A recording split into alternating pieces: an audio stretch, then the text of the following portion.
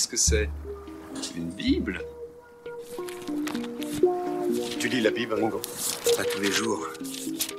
Au large biblique. Le podcast qui explore la Bible. Bonjour et bienvenue pour ce nouvel épisode consacré à la figure de Jean le Baptiste. La dernière fois, vous avez pu découvrir ce qui rattachait Jésus à la communauté du Jourdain, avec ses nombreux points communs mais aussi ses différences. Cette fois-ci, je vous propose de voir de quelle manière les évangiles présentent le personnage de Jean en nous intéressant particulièrement au récit du baptême de Jésus. Comment chacun va-t-il rhabiller le Baptiste pour mieux présenter Jésus? Le poil de chameau était-il vraiment nécessaire?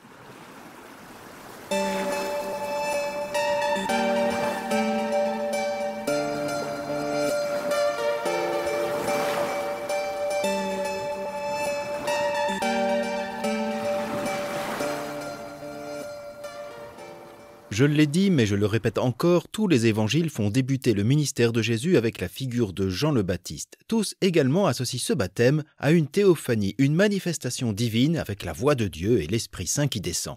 C'est déjà selon moi une indication intéressante qui confirme ce que je vous disais au dernier épisode. Le baptême au Jourdain relie Jésus à son passé aux côtés du Baptiste, tandis que la théophanie ouvre la mission de Jésus à une réelle nouveauté. Dans ces récits, on peut sous-entendre une continuité et une rupture. Ils nous font quitter le Jourdain pour une mission en Galilée, de même que Jésus laissera son baptiseur Jean pour se chercher des disciples. S'agit-il d'une rupture franche d'avec le mouvement, la conséquence d'une expérience spirituelle ou bien tient-elle d'un événement extérieur qui va bousculer la vie de Jésus? C'est ce que nous allons découvrir, ou du moins essayer. En tout état de cause, les évangiles soulignent combien l'épisode au Jourdain constitue un réel commencement dans la vie du Christ. De la même manière, et il faut le souligner, jamais les évangiles font mention ni ne laissent entendre une opposition entre le mouvement de Jésus et celui des baptistes. Toutes les paroles à son propos sont plutôt bienveillantes. Aucun élément ne peut faire penser à une rupture franche entre ces deux hommes. Jean est plutôt présenté comme un précurseur de Jésus, celui qui annonçait déjà le royaume de Dieu, comme un prophète des temps derniers, ou comme celui qui désigne en Jésus le Messie attendu, quoique, on le verra, ce dernier point est plus subtil. Cependant, jamais on ne présente Jean en opposition à la mission du Christ. Une chose est pourtant intrigante. En dehors du récit du baptême, aucun ne fait mention d'une rencontre de Jean et Jésus durant sa mission. Pourquoi donc? Jean fait-il partie du passé du Christ?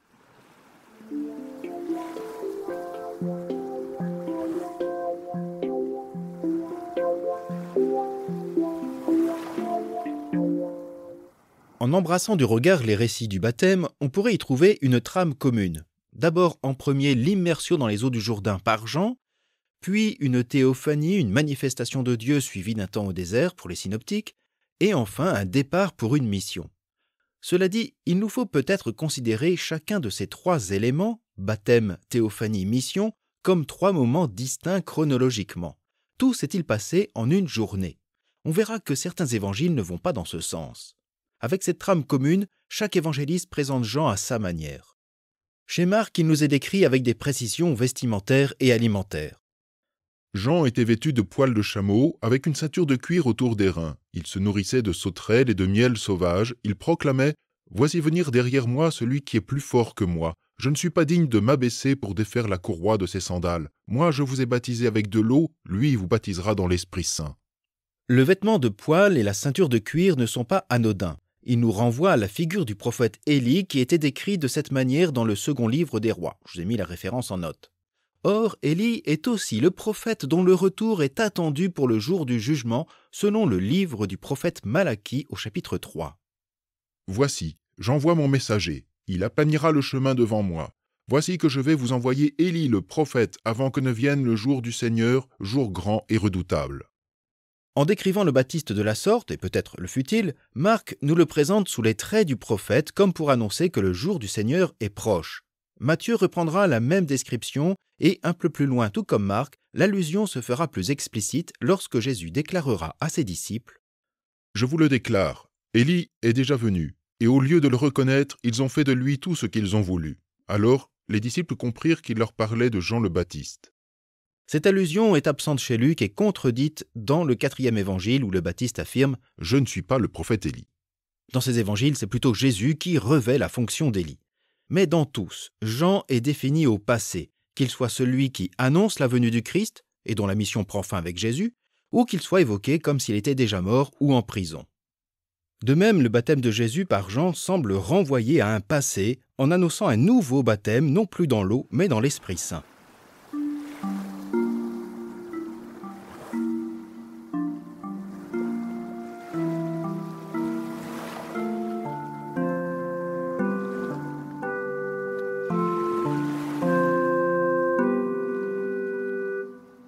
Dans les évangiles, Jean n'est donc pas présenté de manière explicite comme un chef de file ou le leader d'un groupe auquel aurait appartenu Jésus. Il préfère le revêtir d'une fonction prophétique annonçant le jour du Seigneur et la venue du Messie, ce qui fut très probablement, comme on l'a vu, le cœur de la doctrine baptiste. Ainsi, le baptême au Jourdain va recevoir une autre définition que celle qui fut à l'origine, à savoir un rite manifestant l'adhésion au mouvement baptiste et à l'approche de la fin des temps. Je vous renvoie à l'épisode précédent. Sans contredire cet aspect, les évangiles synoptiques vont davantage insister sur l'appel à la conversion pour se préparer à la venue du Messie. Un Messie dont les traits évoqués sont ceux du terrifiant juge eschatologique.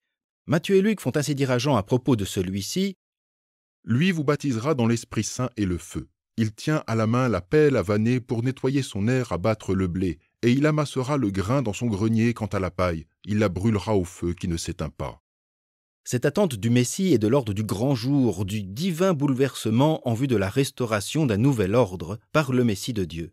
Les évangiles distinguent ainsi le baptême dans l'eau fait par le Baptiste du baptême dans l'Esprit Saint attendu du Christ ou Messie.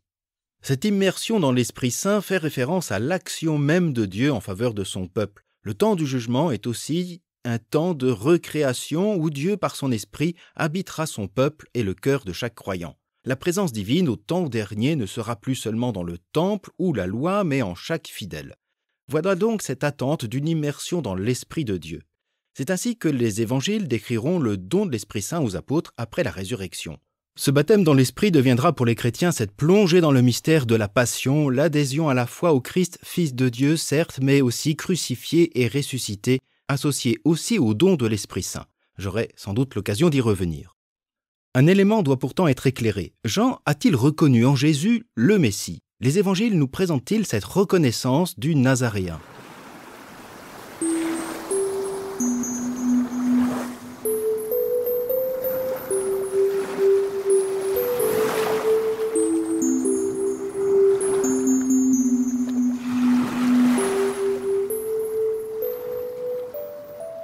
Jean est ainsi celui qui, narrativement, permet de reconnaître en Jésus ce Messie attendu. Jean espère celui dont, dit-il, « Je ne suis pas digne de dénouer la courroie de ses sandales. » Ce qui exprime la grandeur, la souveraineté divine et céleste de ce Christ. La suite des récits montrera plutôt comment reconnaître ce Messie dans la figure du Christ serviteur et crucifié.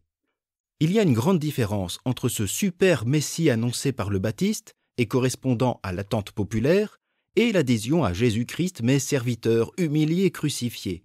Jean annonce la venue du Messie, mais la venue ne correspondra pas exactement à son attente, ni à celle de ses concitoyens d'ailleurs. Jésus peut-il être ce Christ ? Jean est positionné dans les évangiles comme le précurseur qui désigne au lecteur l'attente messianique sans pour autant désigner Jésus nommément et publiquement. Sauf selon Matthieu, où Jean affirme « C'est moi qui ai besoin d'être baptisé. » Et selon Jean, où le Baptiste déclare « Voici l'agneau de Dieu. » Cependant, dans le premier cas, la désignation est secrète, elle se situe dans un dialogue intime. Et dans le second, l'expression « agneau de Dieu » reste énigmatique. Il faudra attendre l'ultime Pâques et la Passion pour en comprendre le sens. Donc finalement, Jean ne désigne pas publiquement et explicitement Jésus comme le Messie. Cependant, me direz-vous, il y a quand même la théophanie spectaculaire à l'occasion de son baptême, où même les cieux se déchirent et l'Esprit Saint de Dieu descend. Mais est-ce bien ainsi que les textes l'affirment ?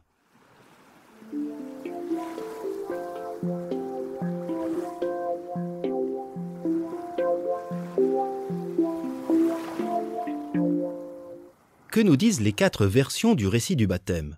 Comment le mettent-ils en scène ? Commençons par celui de Marc. En ces jours-là, Jésus vint de Nazareth, ville de Galilée, et il fut baptisé par Jean dans le Jourdain. Et aussitôt, en remontant de l'eau, il vit les cieux se déchirer et l'Esprit descendre sur lui comme une colombe. Il y eut une voix venant des cieux, « Tu es mon Fils bien-aimé, en toi je trouve ma joie. » Aussitôt, l'Esprit pousse Jésus au désert. Chez Marc, Jésus est baptisé, et aussitôt remonté de l'eau, les cieux se déchirent, l'Esprit descend. Mais dans cette scène, seul Jésus voit tout cela. De même, la voix s'adresse à Jésus seul. « Tu es mon Fils bien-aimé ». L'épisode est intime et sans témoin, alors que Jésus remonte de l'eau.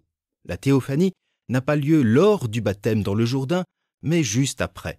Marc fait une distinction légère, mais bien réelle. Il souligne à la fois la continuité et la rupture. La continuité avec l'aspect public du baptême de Jean et la rupture avec l'aspect intime de la théophanie. Matthieu décrit globalement la même scène avec le même vocabulaire, et si la voix divine s'adresse désormais à un public, « Celui-ci est mon Fils bien-aimé », il n'est pas fait mention de témoins ou de réactions comme si la voix s'adressait davantage au lecteur. La version de Luc, quant à elle, est très différente. Jésus semble avoir été baptisé bien auparavant. Quand tout le peuple fut baptisé, et qu'après avoir été baptisé lui aussi, Jésus priait, le ciel s'ouvrit. Avec Luc, nous ne sommes pas les pieds dans le Jourdain, ni sur sa rive, mais ailleurs, ou plutôt à un autre moment, lorsque Jésus est en prière, un moment de communion spirituelle avec Dieu. La scène de la théophanie est totalement dégagée du baptême qui la précède et racontée d'ailleurs très rapidement, sans même y mentionner Jean. L'écart est donc encore plus grand entre le précurseur et l'inauguration de la mission de Jésus avec la théophanie. Quant à l'évangéliste Jean, il ne mentionne ni le Jourdain ni la scène du baptême. L'ensemble nous est raconté par le Baptiste lui-même. Alors Jean rendit ce témoignage. « J'ai vu l'Esprit descendre du ciel comme une colombe, et il demeura sur lui. Et moi, je ne le connaissais pas, mais celui qui m'a envoyé baptiser dans l'eau m'a dit « Celui sur qui tu verras l'Esprit descendre et demeurer, celui-là baptise dans l'Esprit Saint. Moi j'ai vu et je rends témoignage, c'est lui le Fils de Dieu. » Comme nous l'entendons, c'est bien Jean le Baptiste, Jean seul qui voit Jésus venir, qui voit l'Esprit descendre, et c'est lui qui désigne Jésus comme Fils de Dieu et non plus une voix divine. Il n'y a pas de théophanie à proprement parler. Jean voit en Jésus la confirmation de la promesse divine. Ainsi, Jean le Baptiste, dans l'évangile de Jean, n'est pas décrit à la manière d'un précurseur, mais d'un apôtre et d'un disciple. « J'ai vu et je rends témoignage », c'est une expression récurrente dans le 4e évangile qui est associée à la foi. Alors, que dire de tous ces éléments ?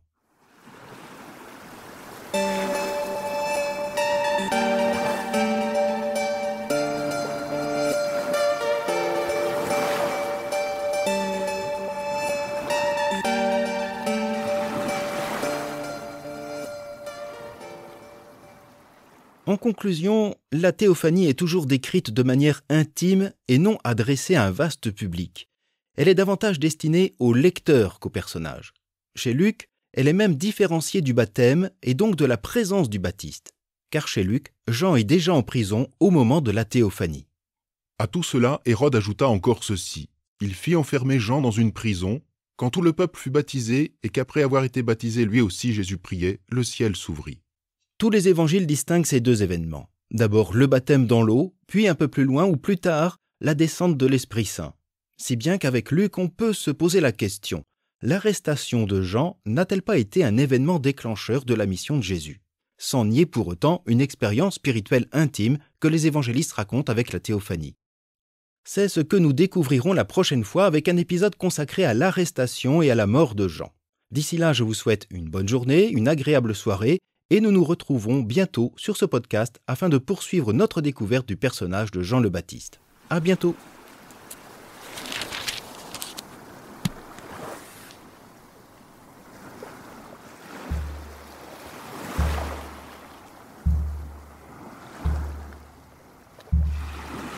Au large biblique est un podcast créé et animé par François Bessonnet, prêtre et bibliste.